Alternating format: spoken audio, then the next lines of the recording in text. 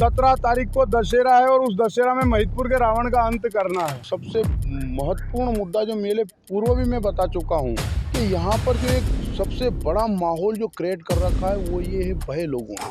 कोई खड़ा रहने के बात करने के लिए तैयार नहीं है। तो मैं सौभाग्यशाली मानता हूँ अपने आप को। कृषि कॉलेज को स्थापित करना, मुख्य क्षेत्र हमारा कृषि से जुड़ा हुआ है ताकि युवा तकनीकी खेती की शिक्षा प्राप्त करे और नए कृषि के क्षेत्र में एक नया आयाम स्थापित करे। ये बहुत सारे मुद्दे हैं, इसको लेकर मैं गांव-गांव जा रहा हूँ। और यहाँ के जो नेताजी हैं वो सिर्फ जनता को बरगलाने का काम करते हैं, सिर्फ पेपर बांटते हैं कि मैं महिदपुर को जिला बनाऊंगा। जय रघुनाथ जी के साहब अलग अलग विधानसभा क्षेत्रों में जा रहा सब दूर का आपके हाल बता रहा हम अपन आई गया हाँ महिदपुर विधानसभा क्षेत्र में। और महिदपुर विधानसभा क्षेत्र को यो नागपुरा गांव है। यहाँ पे भैया प्रताप सिंह जी आर्य और श्याम सिंह जी ये दो ही भाई उन जनसंपर्क करता मिली गया बने लगे हाथ। इनसे बात करा, इनका कार्यकर्ता उनसे बात करा। जय रघुनाथ जी की आपके। जय रघुनाथ जी की। सबको पहले सवाल ये राम लखन की जोड़ी जो लंका चढ़ने जा रही यहाँ जो एक षड्यंत्रकारी रावण है उसके अंत को लेकर हम सब लोग ये सेना तैयार है इस रावण का अंत करने के लिए, जिसके यहाँ महिदपुर विधानसभा में भेदभाव, छल कपट और लोगों को बांटने में, जातियों को जातियों और परिवार को परिवार में बांटने का जो काम हो रहा है उसके खिलाफ ये सारी सेना तैयार हुई है। और मेरे भाई श्याम सिंह जी चौहान और हम सब लोग और मेरे आशीर्वाद दादा सहयोग समर्थन करता और यहाँ की ये युवा टीम हम सब लोग मिलकर हमने मान लिया कि 17 तारीख को दशहरा है और उस दशहरा में महिदपुर के रावण का अंत करना है। एक सवाल आपसे, जब आप लोगों का बीच जा रहा हो बातचीत करी रहा हो तो भी कई मुद्दा है जो लोगों के आप समझाने की कोशिश। देखो, महिदपुर में अहंकारी षड्यंत्रकारी रावण ने लोगों में भय बना रखा है और लोगों को तो अभी योज कहना वही है कि 17 तारीख के यानी रावण को अंत कर दो, दादा सुखी कर दो, महिदपुर दुखी वही रही है। ये आशा और अपेक्षा हमसे है और दोनों भाइयों को राम लखन का जो नाम दिया है, हमने भी जनता को विश्वास दिलाया है कि आपको महिदपुर के भय मुक्त करवाएंगे। और आने वाली 17 तारीख को ये जनता जनार्दन गन्ना के किसान जो निशान है हमारा उस पर बटन लगा के भारी मतों से विजय बनाएंगे और दशहरा पे रावण का अंत होने वाला है, कलयुगी रावण का। अच्छा, एक चीज़ है जब अपन गांव में जाएं और या तो खैर जो व्यक्तिगत चीज़ें हैं और दूसरा जो लोग है जो भय मुक्त वाला आपको नारा है वह ठीक है अपनी जगह चीज़ें, विकास वाला जो अपना एजेंडो है जो अपन गांव का लोगों के बीच लेके जा रहे भैया कभी राम जी ने हमारा मौका दियो तो हम आपका क्षेत्र में ई बड़ा काम।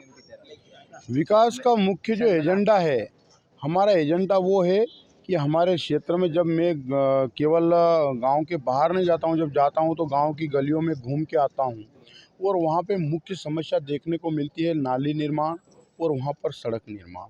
ये दोनों की बड़ी समस्या है, उसको पहली प्राथमिकता में हल करना है। दूसरी प्राथमिकता में महिदपुर विधानसभा में जितनी भी गौशाला है एक भी चालू नहीं की, उसको सबसे पहले उनको चालू करना मेरी पहली प्राथमिकता है। तीसरी प्राथमिकता है जहाँ गांव से बाहर कुछ लोग रहने चले गए हैं, उनके लिए सड़क और बिजली पहुंचाना, पानी पहुंचाना, ये पहली प्राथमिकता होगी हमारी। ये विकास का मुद्दा है। दूसरा, महिदपुर विधानसभा के अंदर कोई भी छोटा मोटा उद्योग नहीं है। जो कुछ उद्योग था, उस उद्योग को भी इन लोगों ने बंद करवा के वहाँ की जो 74 बीघा एक शुगर मिल हुआ करता था, उसकी 74 बीघा ज़मीन बेच दी। तो ये हमारा मुद्दा है विकास का, और हम सब लोग युवाओं को रोजगार का मुद्दा है। और सबसे महत्वपूर्ण मुद्दा जो मेरे पूर्व भी मैं बता चुका हूँ कि यहाँ पर जो एक सबसे बड़ा माहौल जो क्रिएट कर रखा है वो ये है भय लोगों में। कोई खड़ा रहने की बात करने के लिए तैयार नहीं है। तो मैं सौभाग्यशाली मानता हूँ अपने आप को कि इतना जनता जनार्दन का मुझे हर गांव में समर्थन मिल रहा है। शायद संभाग में किसी निर्दलीय प्रत्याशी को इतना समर्थन मिलता होगा। और ये लोग, मैं 1 घंटे 1.5 घंटे पहले आने का था, लेकिन इतना लेट आने के बाद भी लोगों का अपार समर्थन मिल रहा है। और ये हमारा जो विज़न है, इस विज़न पर हम सब लोग कार्य कर रहे हैं। जब महिदपुर में बाईपास का मामला हो, कृषि मंडियों को प्रारंभ करना हो, यहाँ के व्यापार को बढ़ाना है, कृषि कॉलेज को स्थापित करना है। मुख्य क्षेत्र हमारा कृषि से जुड़ा हुआ है ताकि युवा तकनीकी खेती की शिक्षा प्राप्त करे और नए कृषि के क्षेत्र में एक नया आयाम स्थापित करे। ये बहुत सारे मुद्दे हैं, इसको लेकर मैं गांव-गांव जा रहा हूं और जनता का प्यार मिल रहा है। महिदपुर जो क्षेत्र है, अभी गया दिन थोड़ा दिन पहला मुख्यमंत्री जी ने नागदक जिलो बनावा की बात करी थी। उसके बाद फिर महिदपुर के बोले इमें शामिल करांगा और सारी चीज़ें आई। उसके बाद महिदपुर क्षेत्र से विरोध भी आया था कि भाई जिला की दावेदारी तो महिदपुर की तरफ से भी है। वो कहीं आपका एजेंडा में वो चीज़ शामिल है? देखो, जनता ने अगर आशीर्वाद दिया, ने दे भी रही, आपको पता है हमारी मुख्य धारा महिदपुर को जिला बनाने का ही रहेगा। और यहाँ के जो नेताजी हैं वो सिर्फ जनता को बरगलाने का काम करते हैं, सिर्फ पेपर बांटते हैं कि मैं महिदपुर को ज़िला बनाऊंगा। जो नल्ला में हमारा जो इतिहास था, और महिदपुर का किला जो था, पहले महिदपुर भी ज़िला था, पर इन्होंने आज तक महिदपुर की लड़ाई नहीं लड़ी। जो भी संगठित कार्यकर्ता, हर संगठन के, चाहे वो संघ या बजरंग दल या युवा संगठन हो, सभी ने महिदपुर को ज़िला बनाने की बात करी। तो नेताजी भी बोले कि हाँ, महिदपुर को ज़िला बनाएंगे। सिर्फ ये ढंपोसला है और कुछ भी नहीं है। आप तो जैसे निर्दलीय चुनाव लड़ी रहा हो, आप विधानसभा में अगर राम जी चाहे आपने गया तो एक कोई जिलो बनाने वास्ते तो पूरी एक सरकार की जरूरत रहे, पूरा एक सिस्टम की जरूरत रहे, सहयोगी की जरूरत रहे। यह बात फिर कई तरीके काफ़ी लंबे समय से यहाँ के जनता जनार्दन की मांग रही है कि महिदपुर को ज़िला बनाया जाए। लेकिन हमारी एक दूसरी और मांग थी, वो ये थी कि हम नागदा में शामिल नहीं होंगे। और उस मांग को सरकार ने माना है, क्योंकि इनका पहले जब हुआ था सर्वे तो उसमें महिदपुर को भी नागदा में जोड़ा गया था।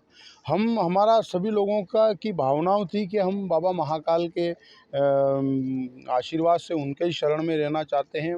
नागदा हमारे लिए दूर पड़ता है, उज्जैन हमारे लिए पास पड़ता है, और वहाँ सर्व सुविधा भी है, और हम उज्जैन में रहना चाहते हैं। तो एक मांग तो हमारी पूरी हो गई है कि हम उज्जैन में रहना चाहते हैं। दूसरी मांग जिला बनाने की, तो उसके लिए भी सारे जो प्रयास करने चाहिए वो करेंगे, और ईश्वर की कृपा से हमारे प्रयास में सफल होंगे। अच्छा, एक जब आप ग्रामीण क्षेत्र में जाता होगा तो लोग आपसे ये भी सामने रखता होगा कि भाई हमारे गांव में फलानी तरह को भूमि पूजन हुए तो यो काम भी का पूजन हो गयो पर काम धरती पे नहीं आ पाया। इसी ये कई सारे मुद्दे आते हैं जहाँ 3-3 बार विधायक ने भूमि पूजन किए हैं, और वहाँ पे जब चुनाव आता है तो गड्ढे खुदवा देते हैं, और चुनाव हो जाता है तो फिर वो गड्ढे उसको लेवल करवा देते हैं। ऐसे कई सारी जगह से मुद्दे आते हैं, और जनता जनार्दन सारी चीज़ों को समझ गई कि ये झूठ बोलने का काम करते हैं, केवल बोलते हैं और बोलने के बाद में करते कुछ नहीं है। इसलिए ये अपार जन समर्थन मुझे मिल रहा है। केवल ये टिकट को प्राप्त कर लेना, दबाव प्रभाव से, धन बल के माध्यम से, और यहाँ आके जनता को पार्टी के नाम से वोट ले लेना, उसके बाद में पलट के नहीं देखना है। जाम नागरिक जनता जनार्दन समझ गई है। इनने बोला था कि 256 करोड़ का बीमा आ रहा है, वो बीमा आज तक किसी खाते में 1 रुपया भी नहीं आया है। ये जनता इनको पूछ रही है गांव-गांव, और ये गांव-गांव पूछ रही है, और ये फिर 17 तारीख को ये सारा जो गुस्सा आक्रोश है जनता का वो सब निकालेगी। एक आपसे सवाल तो कि जब आप लोगों के बीच जा रहा हो, बातचीत कर रहा हो, आपका प्रतिनिधि का बारे में बता रहा हो, भी कई मुद्दा है जो आप आम कार्यकर्ता बतौर लोगों का बीच पूछे। देखो, महिदपुर विधानसभा में मूलतः एक मुद्दा है कि यहाँ का जो विधायक है उसने जो 20 साल में राजनीति करी, वो एक ही उसका एजेंडा था, फूट डालो और शासन करो। अंग्रेजों ने इस देश को गुलाम बनाया तो उनकी नीति क्या थी, फूट डालो और शासन करो। और वहीं से कोई किताब में से इसने पढ़ के ने महिदपुर में धरातल पे इस चीज़ को उतारा, आपस में जातियों को लड़ाओ, एक एक गांव में 3-3 4-4 ग्रुप बना दिए और अंदर अंदर लड़ाना और दो लोगों को लड़ाकर पीछे से दो ही से बात करके ना अपने समर्थन में कर लेना। महिदपुर के समाज में, सर्व समाज में इस प्रकार का विघटन दिखता है और अब लोग समझ चुके हैं। हमारे मालवा में कहावत है कि आप अगर बेटा बनी ने खाओ तो खावा दा, और अगर बाप बनी ने खावा कोशिश करो तो फिर ये आपकी नत्ती पक्की है। तो ये अब बाप बनी खावा लग गया, लोगों ने डरावा लग गया, धमकाने लग गए, तो महिदपुर की विधानसभा बोलने लगी है।